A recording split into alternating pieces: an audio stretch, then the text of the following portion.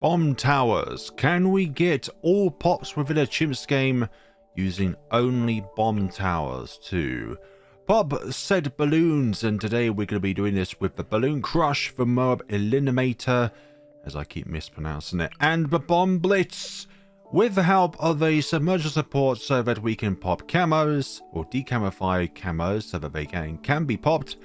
And then as well, Striker Jones hopefully plays somewhere in which he will not be able to get any pops whatsoever, so that, well, we can pop black and zebra balloons for goodness sakes. Let's see, round 6, our first bomb tower is down, and the most difficult aspect of this challenge actually is the early game. Bomb towers are not exactly what you call good against multiple targets simultaneously, which is why firstly I want to pursue frag bombs, and then from there go towards Striker Jones, because I think that these early rounds are going to be some of the most difficult ones that there are in the entire game, with this particular challenge in mind. Now, if there's somehow a green balloon that's going to escape downwards, I think it's going to be pretty much game over and we need to restart from the beginning of the round again. Let's see, can I pursue some of these? Lovely. Oh, there's several blue balloons down there. That's not good, that's not good. But at least none of them are what you call green. But that doesn't matter when one's escaped. Can we do this? Can we do this? Can we do this? Come on, come on, come on, come on. Pursue them more, pursue them more, pursue them more. Do not let a single one escape. Oh, this one's going to be our downfall. Yep. Well, isn't that just a buggery? Can we do this time around? And that answer's going to be a no. This is looking a little bit better, actually. Actually, much better. Much better here. Yes. Didn't allow a single blue balloon to go downwards too early, which means hopefully, yes, we will be able to do this and get frag bombs. Now we can hit multiple targets at the same time using what we have on board. See all this shrapnel that's firing out of the bomb tower itself. Yeah, they're kind of handy when it comes to the weaker balloons. Quite recently, someone was able to get the Axis of Boom on X Factor. X Factor, an advanced map. Someone managed to get the Axis of Boom on an advanced map such as X Factor. That is, goodness sakes, goddamn insane. Also, I think I should have got Striker Jones first, but I just wanted a little bit more boom to my arsenal before pursuing forward. You're gonna go on first. You're gonna go on strong, and hopefully you'll be able to catch up with some of those stronger balloons as they go along by. Now you might be wondering, why do we have Striker Jones here? Well, the simple matter of fact is that we're gonna need some help against the black balloons and zebra balloons outside of frag bombs. And yes, I did fail on round 14. Having them both on strong seemed to do the trick, but I kind of want to do... Okay, I think that was put down in a hurry, unfortunately, and now Striker Jones has partial visualization of any faraway balloons, because Striker Jones definitely increases with range as time goes on. So slightly increased attack range and attack range. By that point, we have most of the tier 5s, 2 of 3. Okay, we've got 2002 bomb towers down, which means now I am hoping to be able to pursue forward with the means of getting a Submerge and Support, because we're going to need it for round 24, which is when the first abomination which we cannot see is going to be unleashed. This is where we're going to desperately need the shrapnel from the frag bombs in order to pop the black balloons, and said why not. But at the moment it looks like our time is a little bit rusty at the moment, considering that a lot of these are somehow trying to escape from the pitch. Let's see. Let's do another round, and then let's put down our beloved tower if we can put it down. That is. We have upgraded one of them to faster reload, but I think that is the absolute max in which we can go before we can actually put down Submerge and Support. Come on, come on, come on, come on. Let's see, round 23 is pretty much done. We need to wait for the red balloon to be popped. Okay, so can we get it? Please tell me that we can get this. Oh, by 199 we can get it. Lovely. So auto start now on the on selection, so we don't have to press spacebar every single time the round needs to start up. Regrow balloons are another factor that we need to take on board, for goodness sakes. Let's see. They're all done and dusted. And you're not going to pop them. Good. Thank you. Do not pop any balloons. I kind of placed them kind of cheekily too far upwards so that you might be able to see balloons later on. Oh, they were nearly at the end there. Heavy bombs is where we're going to be going next for this particular one. This is going to be a 205. This one is going to be an 052. And then we're going to put another one down, which is going to be a 520. Round 28 is here. And the bomb towers. Usually you put down a bomb tower in order to fend off lead balloons, especially in the early entries of Bloons tower defense. Like I remembered in the first game, you were able to solo that entire game with just dart monkeys. Yes, dart monkeys. That lovely tower, which is very, very minimalistic at the very start, because all it does is throw darts, and I think we're going to allow those to escape. I understand that, and we should have got ourselves some cluster bombs and the missile launcher. Thank you very much. My bad, because cluster bombs are very good. But you know what's even better? Recursive cluster. You know what? We're going to spice things up just a little bit. We're going to go 502, so that the really big bomb and the balloon impact and the balloon crush have even more of a pop per bomb, with the more powerful frags that spawn out of it in the cost of extra attack speed. But you know what? I think this is the more interesting path rather than the more common path that could be taken. Try and stun MOAB class balloons more frequently. But you know what? I do not think we're going to need the additional attack speed if we have more power per bomb in the first place. If it travels slower, it's definitely going to be a necessity. Round 40, and we should have gone ourselves that at the beginning of the round, but guess what? We managed to do it just fine. We've got ourselves Recursive cluster. Now, Recursive cluster is very powerful, as you can see. The occasional blaster that shoots out has more blasts that spawn out of those blasts, creating a huge cluster of explosions, which is absolutely delightful. And also, since Biker Bones is past its level 5 point, in which is able to make all black balloons less resilient to explosive damage from all monkeys, it means that our bomb towers are definitely more powerful than they usually are. But then again, Striker Jones also gives the bomb towers more attack speed, and if they're artillery, then an increase in the blast radius per shell. I think Striker Jones gives more benefits to artilleries than bombs, but regardless, it gives every single tower in a way a bonus of not needing to worry about their bombs, their explosions, etc. from not being able to pop black or zebra balloons. Balloon impact is here, which means all those pesky balloons here are not going to get their fur. Let's see, assassin. Whatever you do, do not press 1. Otherwise, we will activate that ability down there, which is associated to Striker Jones. But there will be one other ability that Striker Jones can have once he reaches level 10, which will be using it against the bad. Almost forgot about this, but we're going to really need the twin guns and air burst stars if we're going to decamofy these balloons faster, so that these bomb towers are able to pop these decamofy balloons faster. Because without that additional decamofication detection and stuff that happens in the background, there may be some DETs later on which will evade the submarines' detection, which will be very bad. Because even the ability itself cannot activate against a camoed MOAB class balloon in the name of a DDT. There we go, Striker Jones is now at level 10, which means he gains the ability to reset cooldowns on all bomb shooters and mortar monkeys. Scratch and mortar monkeys for this particular scenario, we're going to be resetting our MOAB in or MOAB Eliminator's ability time. But again, we should only really use that if we really need to do so. We have finally got the MOAB Eliminator, which means now we can instantly kill BFBs and in the late game heavily damage ZOMGs and partially damage the bad.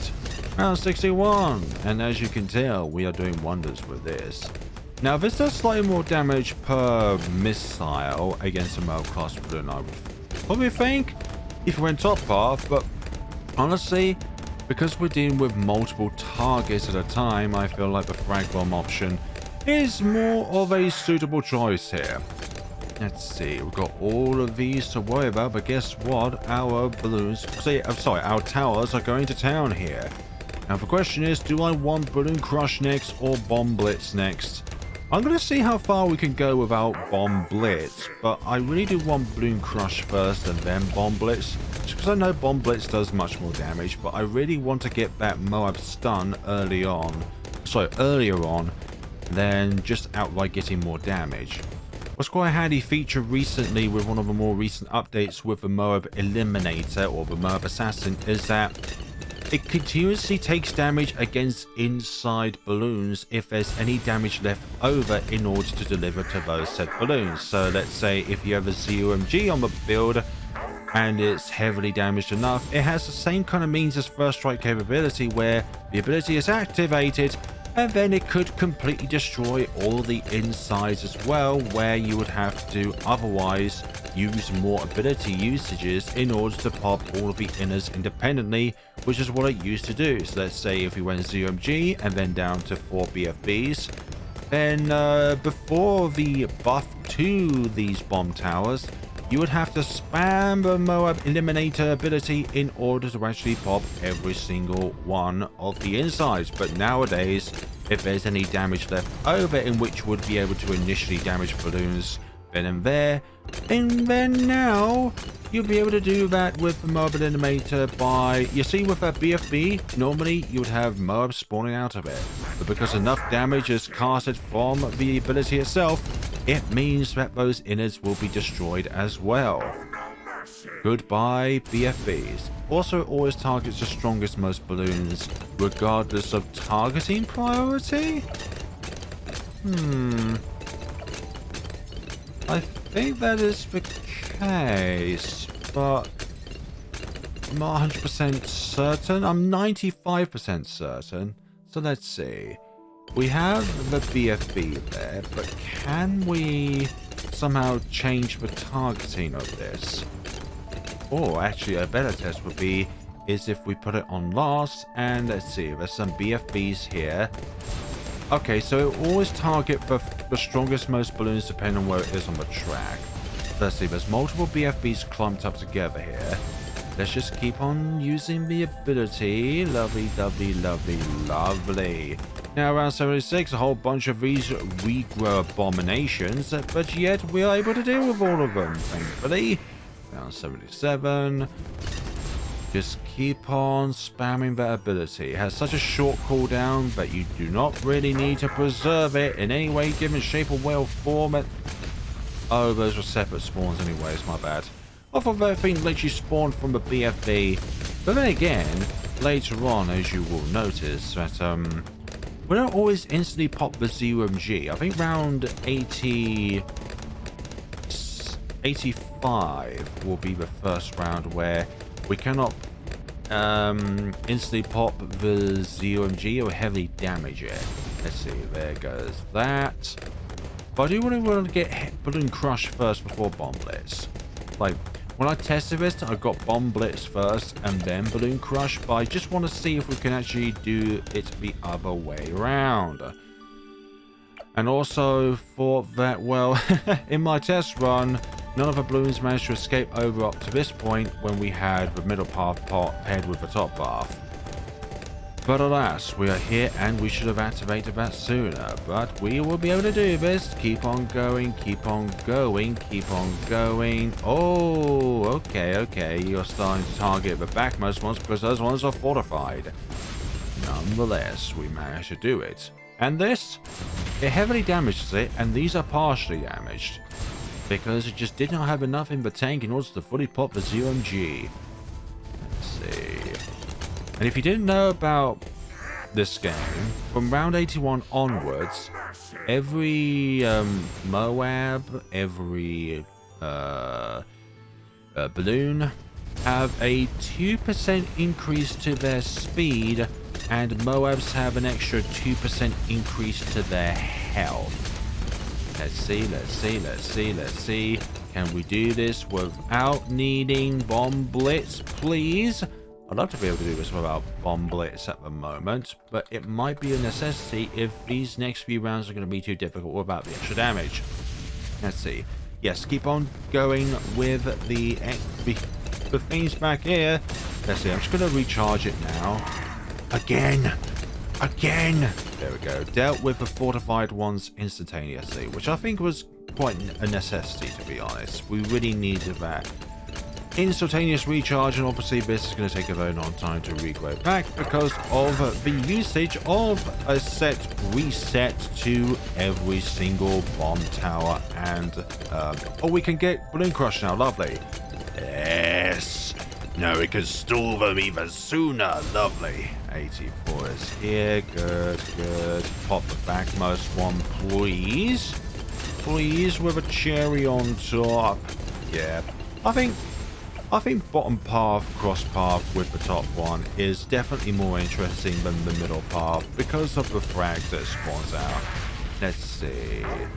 Okay, let's put them down, but they're not really damaged, or they're visually not damaged, the BFBs. Rather than beforehand around 80, they were partially damaged. Let's do around 86. Oh yes, of course. These other you two can just sit back and relax while the Eliminator goes to town with these, honestly. And there we go. Just do that again. No energy wasted here. Let's see, damage and then destroy. There we go. Let's see, can we do this instantaneously? That's gonna be a near yes, because there's some ceramics there. There we go. We love this. We love this challenge, yeah. The main portion of the challenge here is done and over with the early game. The early game is the most difficult aspect about the Axis of Bloom, honestly, if you're looking for all pops. And this is very late in the video, but I've chosen Resort because the early game is probably impossible on every other map. Trying to get all pops with these three is going to be very hard on any other map where you can't fully utilize the single bomb tower you have down unupgraded because of the fact that it has limited popping capabilities and has limited speed in order to chuck its projectiles out. But now DTs are going to be more interesting. And if it wasn't for Striker Jones, then obviously popping these DTs is going to be near enough impossible because of the fact that we can't really pop black balloons outside of frags. But then again, there's also another feature which DDTs have, which will make them immune to the frags. Their lead property. I should have done that sooner, actually. We cannot press 1 under any circumstances, otherwise that means we will have damage with Spiker Boons. Right again. Round 82, there we go. Instantly pops with ZMG after the second thrust. There we go again. There we go. Lovely. The Bloon Crusher's going to town with these. Lovely. Under 8k away now from having the Bomb Blitz in place. Lovely. Yeah, the Bloon Crush is going to town with these DDTs, and since they're now decamofied, thanks for so much support, which is the prime reason why we have it on the field. Otherwise these won't be able to pop otherwise camo balloons in general. Oh dear, having to explain things sometimes can be a little bit tiring, but I'm sure that 99.9% of you watching will be able to understand where I'm coming from there. You kind of need the decamification here in order for these to be able to pop balloons. But then the 0.0001% will be like, nah, you can pop camo balloons with these. You just need a monkey village down with radar scanner. But that's part of the challenge. There might be a chance where this may not be able to decamify a balloon if it is too fast. not guaranteed to be able to pop things. There we go. Lovely. The balloon crush is going to down against these DDTs. And we can port Bomb Blitz now. Lovely. Now this will have a guaranteed effect of having explosions out of explosions out of explosions. A huge cluster of bombs. There we go. Keep on going. Keep on going. Lovely. Oh, I love the fact that not only does it stun MOAB class balloons, but knocks them back as well. Look at that. It's jogging them back. You don't normally do that, but alas, it is doing that. Round 96 is done. Round 97 is here. And it's going to take multiple usages of the ability to pop these down. Lovely. By one. And then we're going to give us enough damage. And then we will then use the ability. Oh, I did it a bit too early there. But no worries whatsoever. Let's just keep chucking these abilities out. The Balloon Crush will stall them, the Bomb Blitz will pop them, and the MOAB Eliminator will snipe all of the ZMGs out of existence. Round 98 is here. Good. Lovely, lovely, lovely, lovely, lovely. Bombs go ahoy! Yeah, not a single MOAB has made it down south here, which is lovely. Let's see. Excellent. We do not need to use our single ability on this round. There we go. Now, again. Gorgeous. This is going to be excellent. Round 100 is here. And the DDTs did not even spawn. If we did that upon the ability when it came back, then the... Wait, how do we do this? We somehow spawned out 15k more. Well, this is a bit contrary towards the Gigantanosaurus video where we had less than 2 million. We somehow gained 15,000. You know what? We're not going to complain. Because of the fact that the MOAB Eliminator has such a short cooldown, we was able to completely spam out those abilities, honestly. So, what do we have here? We have 583 on the Bomb Blitz. We have 479,218 on the Balloon Crush. And our MOAB Eliminator, we have ourselves near enough 1 million pops. So that is a successful Axis of Boom run with Biker Bones and our submarine not getting a single pop, which is part of a challenge with these to get all of the pops. All 3 of these wonderful bombs here to not get a single pop. Like, I was thinking about trying to do this without Striker Jones, but honestly, when it comes to the DTs, we really need that aspect of making balloons less resilient to explosives. Thank you all so much for watching, and before you comment saying, well, the frag bombs can pop DTs, well, their lead property denies that. So that is that. Yeah, but then again, I should have restricted this, so that's going to be a hard no, because people will just then be able to put down an Energizer as well with all of them, because I didn't restrict the submarine itself. So folks, thank you all so much for watching. I'm looking to do a 2 Megapops or a 2 Tower Chimps run next, and I'm just going to give you a clue. Helicopters do not like huge tornadoes. Thank you all so much for watching, and take care of yourselves, everyone.